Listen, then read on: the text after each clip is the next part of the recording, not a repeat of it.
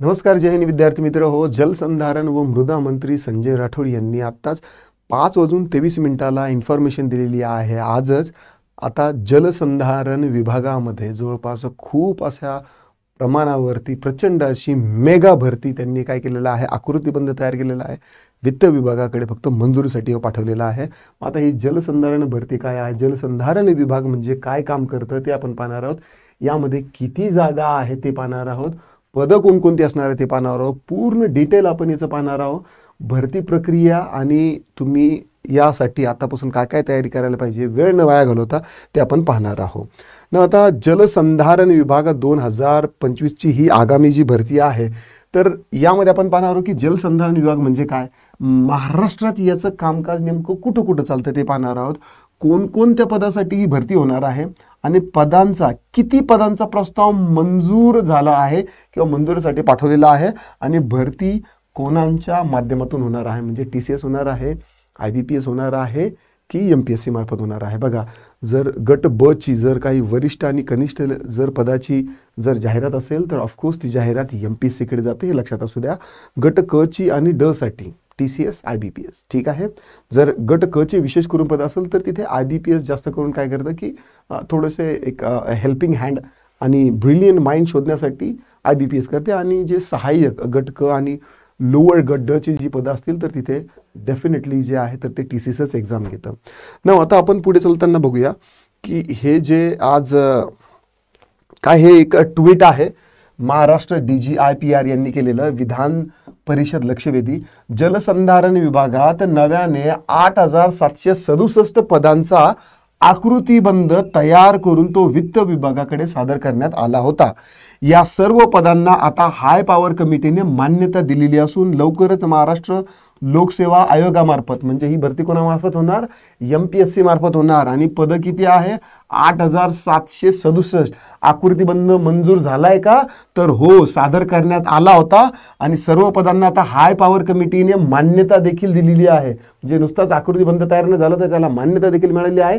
आणि आता लगेचच ही जी आहे महाराष्ट्र लोकसेवा MPSC मार्फत ही भरती प्रक्रिया जलदरित्या राबवली जाईल, अशी माहिती मृदा व जलसंधारण मंत्री संजय राठोड यांनी दिलेली आहे. आता हा जो ट्विट आहे हा 5:55 आहे, 1 जुलै 2025चा आहे. आता सध्या वाजलेले आहेत 7, म्हणजे एवढे प्रॉम्प्ट मी तुम्हाला हे काय करत आहे, अपडेट करत आहे. ऑथेंटिक असे अपडेट देतो, म्हणून म्हणतो की एकदा चॅनलला सबस्क्राईब करून ठेवा.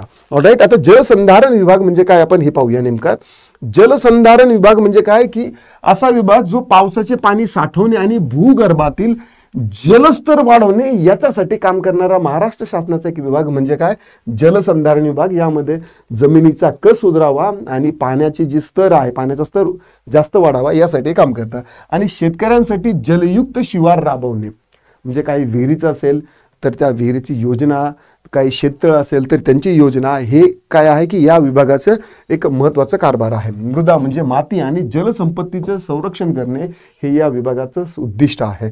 नालेचे खोलीकरण करणे, आपल्या शेती किंवा डोंगराळ भागातून जे काही नदी नाले छोटे छोटे गेलेले असतात तर त्यांचं खोलीकरण करणं, रुंदीकरण करणं, काही बंधारे त्यावरती बांधता येतील, जिथं बंधारा बांधला म्हणजे तिथल्या आजूबाजू शेतकऱ्यांसाठी पाण्याचा एक स्रोत म्हणून येऊ शकतो, जलकुंभ तयार करणे, अशा प्रकल्पावरती काय करतं की हे डिपार्टमेंट काम करत असतं, जलसंधारण. ना आता भरती संदर्भात काय काय माहिती आहे बघा.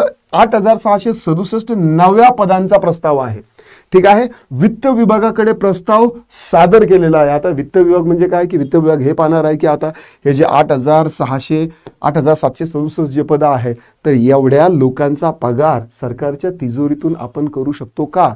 हे एवढे लोक जर नव्यानं भरती झाले तर सरकारचा आर्थिक खर्च किती होऊ शकतो, याच्यापासून किती कामं लोक कल्याणकारी योजनांचे कामं चांगले लागू शकतात का, यावरून काही काय म्हणता येईल कर म्हणा किंवा शासनाला काही याचा फायदा होऊ शकतो का, या सगळ्या गोष्टीचा चहूबाजूने विचार करून वित्त विभाग काय करत असतं की फायनल सँक्शन देतं की हा आता आम्ही यांची पगार करण्याबाबत म्हणजे सरकारच्या तिजोरीत आहे पैसा, आणि नंतर मग तुमची पुढची कारवाई करा. नंतर मग हे पत्रक जातं MPSC कडे, MPSC जाहिरात देते, सगळा त्यांचा कारभार होतो. नंतर मग MPSC परीक्षा घेते, पूर्व आणि नंतर मग लेखी, पूर्व आणि मेन्स होतं. नंतर मग त्यातून काय करतात की जे मेरिट लिस्ट आहे, मेरिट लिस्ट लावतात आणि ती फक्त मेरिट लिस्टची यादी काय करतात, ती MPSCच्या वेबसाईटवर टाकतात आणि शासनाला ती यादी PDF मेल करतात. म्हणजे त्यांच्यात कम्युनिकेशन होतं एवढं. आणि नंतर मग सांगतात की बाबा हे एवढे माणसं आहेत, आम्ही ही जी परीक्षा घेतली होती एवढे लोक आले होते, यांनी फॉर्म भरला, यांनी नाही भरला, ही सगळी यादी आहे, कोणकोणत्या कॅटेगरीचे आहेत ते सगळे दिलेले आहेत. तुम्ही त्यांचे इंटरव्ह्यू घ्या, डॉक्युमेंट व्हेरिफिकेशन करा आणि त्यांना जॉईनिंग करा. ही आमची कामगिरी संपली, राम राम. राईट, अशा पद्धतीचा हा कारभार असतो. तर हाय पॉवर कमिटीने काय केलेली की याला मान्यता दिली आहे. भरती प्रक्रिया जी आहे ती MPSC मार्फत होणार आहे. ट्विटमध्ये देखील तुम्ही ते पाहिलेलं आहे ना. आता अपेक्षित पदांची यादी, यामध्ये पदं कोणकोणती असणार आहे. गट ब ची पदं आहे. ऑफकोर्स आता MPSC घेते म्हणजे सहाय्यक किंवा क गटाची जी फक्त अंग मेहनतीनं काम करणारी लोक जे आहेत ना, तर ती गट क आणि गट ड मधली TCS आणि IBPS घेतं. पण जे डोक्याने काम करणारे आहे, ब्रिलियंट माइंड आहेत ना, तर यांना शोधण्याचं, ही जी हिरे वगैरे मातीत पडलेले आहेत ना, त्यांच्यावरती काय म्हणतात की धूळ पडलेली आहे म्हणून त्यांचं चमकणं थांबलेलं आहे. असे लोक या MPSCच्या परीक्षेच्या पावसामध्ये काय होतं की या हिऱ्यावरची ही जी माती आहे ना, ही निघून जाते आणि मग ते हिरे चमकतात आणि मग ते हिरे काय करतात, MPSC मार्फत भरले जातात. आता गट क हे जे आहेत अभियंता आणि उप अभियंता, ही इंजिनिअरिंगची पदं आहेत किंवा हाय लेवलची जी गट ब ची पदं आहेत, तर ही MPSC मार्फत भरले जातात. गट क मध्ये पर्यवेक्षक आहे, लेखनिक आहे आणि तांत्रिक सहाय्यक आहे, काही लिपिक आहे, लेखागार देखील आहे. तर म्हणजे या डिपार्टमेंटमध्ये जो काही खर्च येतो काही किंवा जो काही शासनाकडे जातो तर त्याचा देखील लेखा ठेवणारा विभाग असतो, म्हणजे काही माणसं असतात. गट ड साठी काही कामगार असणार आहे, फील्ड सहाय्यक असणार आहे, शिपाई झालं, ड्रायव्हर झालं, ही अशी सगळी पदं असणार आहे. आणि ही जाहिरात जी आहे तर ही लवकरच प्रकाशित होणार आहे. अशा प्रकारची ही 8,000+ पदं आहेत ना. आता विद्यार्थी म्हणून तुमच्यासाठी खास काय आहे, सध्या अभ्यास सुरू करा.